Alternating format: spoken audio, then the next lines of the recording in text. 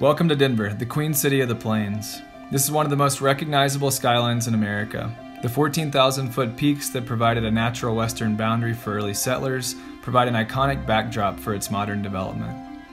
But in the heart of the city, the beauty found on the edges becomes a bit more messy. Like most cities across America, Denver is in the midst of a gentrification crisis, a housing crisis, a homelessness crisis. As more people move into the city, the cost of land and housing rises, and people are being driven out of their homes and neighborhoods. Surveys suggest that around 5,000 people are experiencing homelessness on a given night in Denver. Most advocates assume the real number is at least 2 or 3 times that high. Homeless people did not cause mass homelessness, and we haven't always had mass homelessness in the United States. We created modern mass homelessness in the late 1970s when we made cuts to the federal housing budget that were never replaced.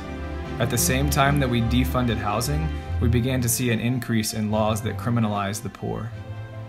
There is not enough room in Denver's shelter system to accommodate the large numbers of people that need housing, and many people face barriers that prevent them from accessing this system at all. In 2012, Denver passed what we call the survival ban, which states that it is illegal for someone to sleep, eat, store one's possessions, or cover oneself with a blanket in public space. Since 2010, the city has spent at least $3.23 million enforcing this law and other such ordinances. The cranes across our skyline indicate that development is taking place all across our city, but we are orders of magnitude short on affordable housing units, and the money that the city of Denver has set aside to address the issue over the next 10 years will only address 10 to 20% of the current need. These realities force people into compromising situations, just trying to survive. We have public land available, but we do not make it available to the poor. Instead of utilizing public assets for the public good, we choose to build walls that divide us and keep people out. How will we address these issues? How will we address this crisis? At its heart, this is a values question. What kind of a city do we want to be?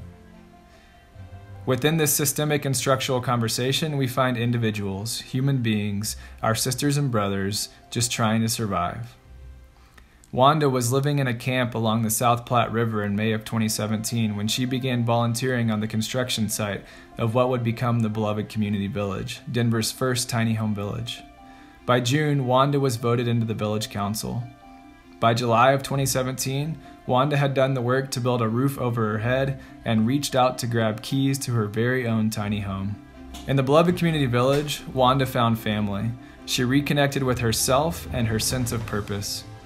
In October, she walked into a village council meeting in tears. When asked what was wrong, she said, "I have keys to my own apartment, but I don't want to leave you all. I don't want to leave my family."